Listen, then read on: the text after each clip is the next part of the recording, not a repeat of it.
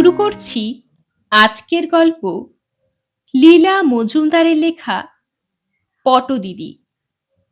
পটদিদিকে শেষ বয়সে দেখেছি শ্যামলা রং, মোটা শরীর, কথা বলার বিরাম নেই, কিন্তু ওই কাটা কাটা নাক মুখ আর ঈগল পাখির চাহনি নিয়ে এককালে যে সুন্দরী ছিলেন সে বিষয়ে কোনো প্রশ্নই উঠতে পারে না। ভারী স্বাধীন ও স্বাবলম্বী মানুষটি।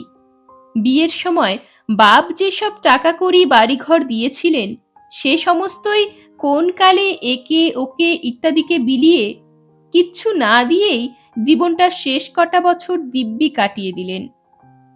নিজের আনাড়ি হাতে জোড়াতালি দেওয়া জামা আর সরু পাড়ের মিলের মোটা কাপড় পরনে, পায়ে সবুজ ক্যাম্বিসের জুতো, ভাইপোর বাড়ির দরজা জানলায় সবুজ রং হবার সময় টিনে যেটুকু তলানি পড়েছিল তাই দিয়ে স্বহস্তে রঞ্জিত। আমাকে বললেন, কেন, সবুজ কি খারাপ রং?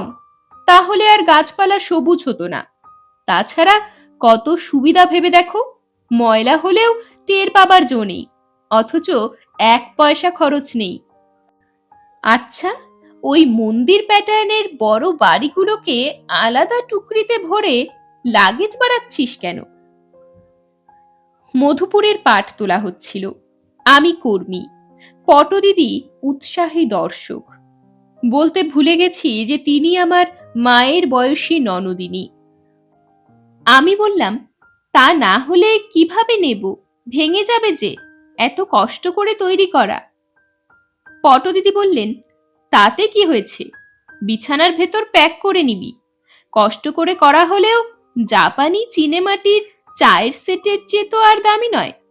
জানিস, আমার মেয়ে টেপু ওর জাপানি চায়ের সেট হোলডলে ভরে কলকাতা থেকে দিল্লি নিয়ে গিয়েছিল। শুনে আমি এমন প্রভাবিত হয়ে পড়লাম যে বাড়ি প্যাক করা বন্ধ করলাম। বললাম, তারপর কি হলো? পটদিদি উঠে পড়লেন। কি আবার হবে, সব ভেঙে গিয়েছিল নিশ্চয়ই।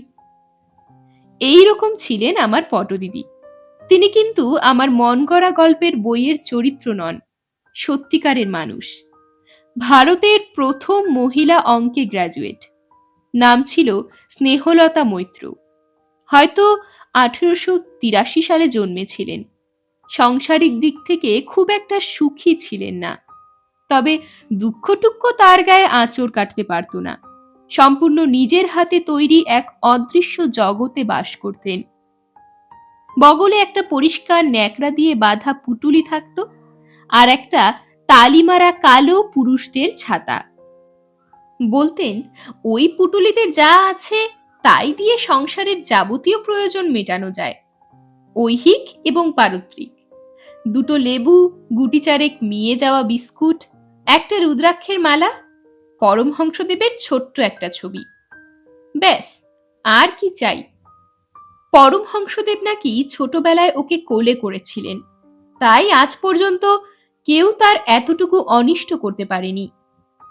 5 ভূতে যে তার বাপের দেওয়ার যথাসর্বস্ব খসিয়ে নিয়েছে তাকে তো আর সত্যিকারের ক্ষতি বলা যায় না।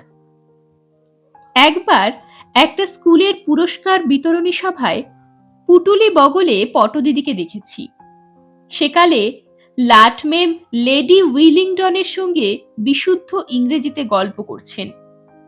মেম আহ্লাদে আটখানা। না জানি কি রসের গল্পই বলেছিলেন পটদিদি। মাথাখানা অঙ্কে ঠাসা ছিল। বাস্তবিক এমনই অঙ্কের মাথা আমি আর কোনো মেয়ের দেখিনি, যদিও আমি নিজে অঙ্কে 100-তে 100 পেতাম। 50 বছর আগে যা যা শিখেছিলেন তার এক বর্ণ ভোলেননি, না অঙ্ক না সংস্কৃত।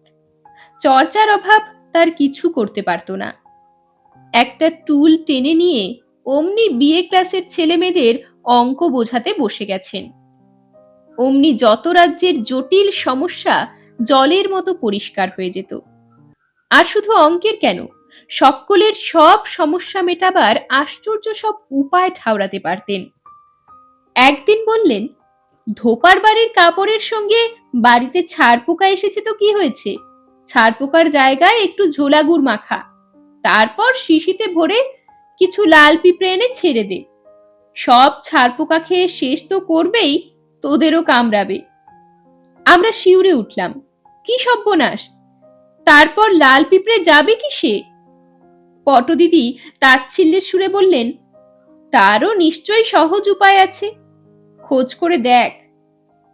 আরেকদিন বললেন, মধুপুরের এই গরমে ছাদ গরম হবে না তো কি হবে? তার তো সহজ ওষুধই আছে, নর্দমার সব ময়লা জল ছাদে ফেলবি, ঘর কেমন ঠান্ডা না হয় দেখব।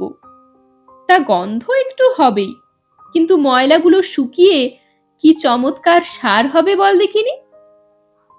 সেকালে রেফ্রিজারেটর ছিল না কারো বাড়িতে, মধুপুরে সহজে বরফও কিনতে পাওয়া যেত না। পটদিদি বললেন, সে কি, জল ঠান্ডা করতেও জানিস না?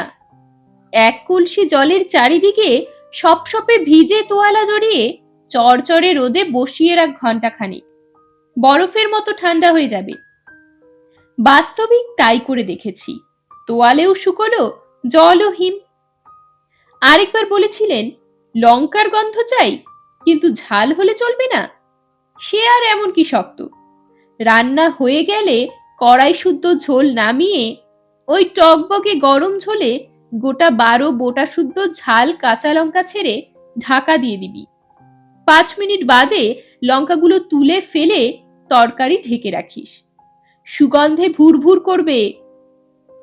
এও করে দেখেছি, অব্যর্থ।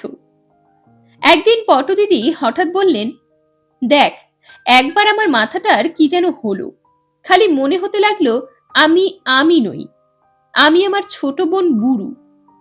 এ তো মহাগেরো, বুড়ুই যদি হলাম তবে আমি এ বাড়িতে কেন? আমার তো বুড়ুর বাড়িতে চলে যাওয়া উচিত। আচ্ছা, আমি সত্যি বুড়ু তো? আয়নার কাছে গিয়ে দেখতাম, হ্যাঁ, এ যে বুড়ু তাতে কোনো সন্দেহ নেই। ওই তো বুড়ুর নাক মাথা স্পষ্ট দেখা যাচ্ছে। কিন্তু হুট করে তার বাড়িতে গিয়ে না উঠে একবার পরখ করে দেখাই ভালো, আমি আমি না আমি বুড়ু। সঙ্গে সঙ্গে ট্রিগনোমেট্রির বইখানা নামিয়ে খুব খটমট দেখে একটা বুদ্ধির অঙ্ক কষে ফেললাম। তারপর যেই না পাতা উল্টে দেখলাম এক্কেবারে ঠিক হয়েছে, কোথাও এতটুকু খুঁত নেই। তখন হাঁপ ছেড়ে বাঁচলাম, না, ও অঙ্ক করা বুড়ুর কম্ম নয়, তাহলে আমি নিশ্চয়ই আমি। এইরকমই ছিলেন আমার পটদিদি। 1960 সালে স্বর্গে গিয়ে কি করছেন কে জানে। এরকমই আরো সব গল্প পেতে চ্যানেলটিকে সাবস্ক্রাইব করে দেবেন। আর গল্পটি যদি ভালো লেগে থাকে তাহলে লাইক, শেয়ার আর কমেন্ট করে দেবেন।